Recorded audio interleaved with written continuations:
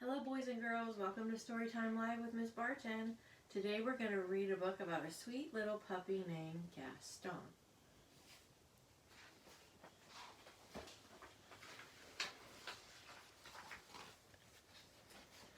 Mrs. Poodle admired her new puppies, Fifi, Foo-Foo, Ooh La La, and Gaston. Would you like to see them again? Here's Fifi, Foo-Foo, Ooh La La, and Gaston. Perfectly precious, aren't they? Mrs. Poodle thought so too.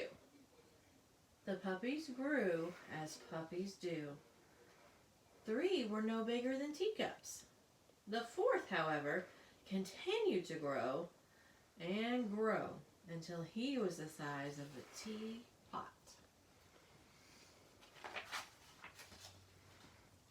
Mrs. Poodle took pride in teaching her puppies how to be proper pooches. They were taught to sip, never slobber. Good, well done, very nice. Nice try. They were taught to yip, never yap. Yip, yip, yip. Ruff. And they were taught to walk with grace, never race. Tip-toe, tippy-toe. Whoa! The puppies were also taught how to look pretty in pink, nibble their kibble, and ride in style. Whatever the lesson, Gaston always worked the hardest, practiced the longest, and smiled the biggest. Mrs. Poodle was very pleased with all her puppies, Fifi, Foo-Foo, Ooh La La, and Gaston. Spring arrived, and the proud mother was eager to show off her darlings. She took them to the park for their very first stroll in public. There was much to see. Daffodils, ducklings, dogs. Oh dear, who do we have here? Rocky, Ricky, Bruno, and Antoinette. Would you like to see them again?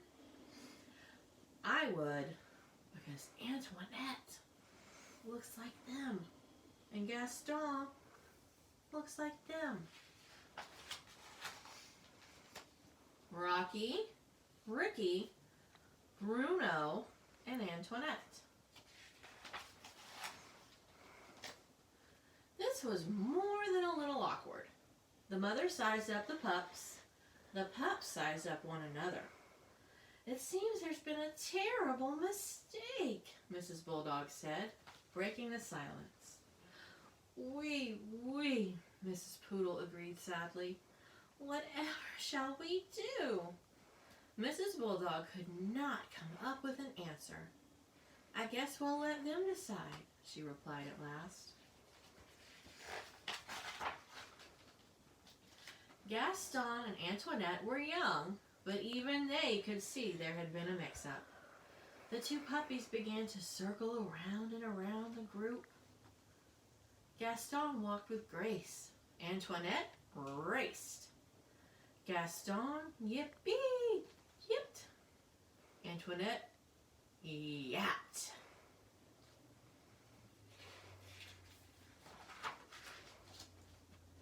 And when they finally came to a stop, the puppies had traded places. There, that looked right. It just didn't feel right.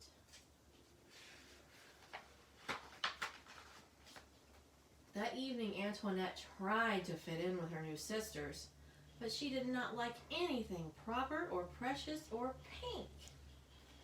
There's your pink pillow. Phooey! On the other side of town, Gaston tried to fit in with his new brothers, but he did not like anything brutish or brawny or brown. Ick!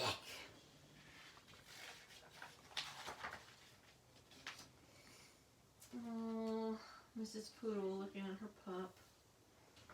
Antoinette and Gaston weren't the only ones. They were all kind of having a hard time adjusting. Oh, Mrs. Bulldog misses Antoinette. The next morning, Mrs. Poodle forgot all about being proper and raced back to the park. Mrs. Bulldog was already there, waiting with her burly brood. It seems we've made a terrible mistake, she nearly shouted. Oui, Mrs. Poodle agreed happily.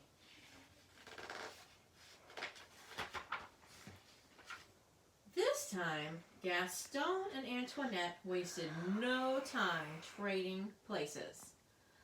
There! That looked right, and it felt right, too.